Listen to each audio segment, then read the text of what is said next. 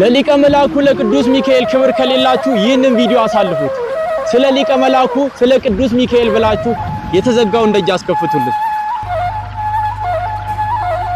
ይህ የተዘጋው የግለሰብ ቤት እንዳይመስላችሁ የመላኩ የቅዱስ ሚካኤልና የቅድስት ኪዳነ ምሕረት ቤተክርስቲያን መግቢያ በር ነው። እስከ መቼ ድረስ እናንተ ያላችሁ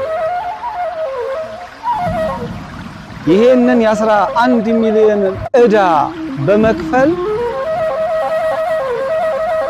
ሊቀ መላኩ ቅዱስ ሚካኤል ውለታ ይዋልላችሁ።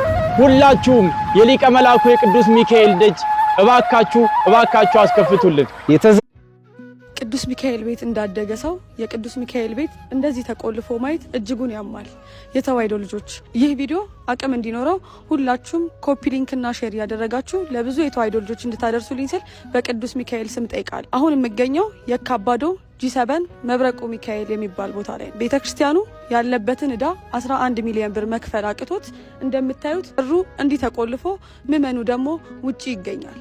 ካህናት ሰዎቹን ለመባረክ በአጥር ዘለው እየወጡ ነውና ውድ የተዋሕዶ ልጆች ሚካኤል የደረሰላችሁ ሚካኤል ቤታችሁን የጎበኘላችሁ ሁላችሁም ያለንን ተረባርበን የሚካኤልን በር እንድናስከፍት ስል በእግዚአብሔር ስም ጠይቃለሁ።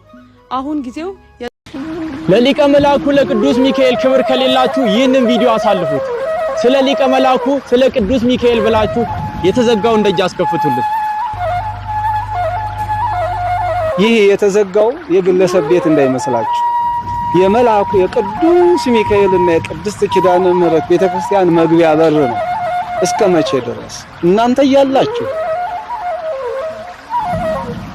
ይሄንን የ11 ሚሊዮን ዕዳ በመክፈል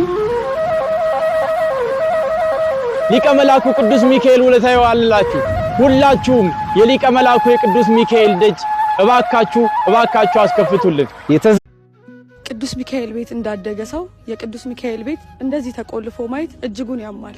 የተዋሕዶ ልጆች ይህ ቪዲዮ አቅም እንዲኖረው ሁላችሁም ኮፒ ሊንክና ሼር ያደረጋችሁ ለብዙ የተዋሕዶ ልጆች እንድታደርሱልኝ ስል በቅዱስ ሚካኤል ስም ጠይቃለሁ። አሁን የምገኘው የካባዶ G7 መብረቁ ሚካኤል የሚባል ቦታ ላይ ቤተክርስቲያኑ ያለበትን ዕዳ 11 ሚሊዮን ብር መክፈል አቅቶት እንደምታዩት ብሩ እንዲህ ተቆልፎ ምዕመኑ ደግሞ ውጪ ይገኛል።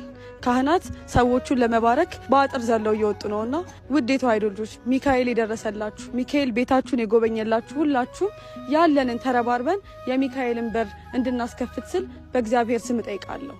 አሁን ጊዜው የጾም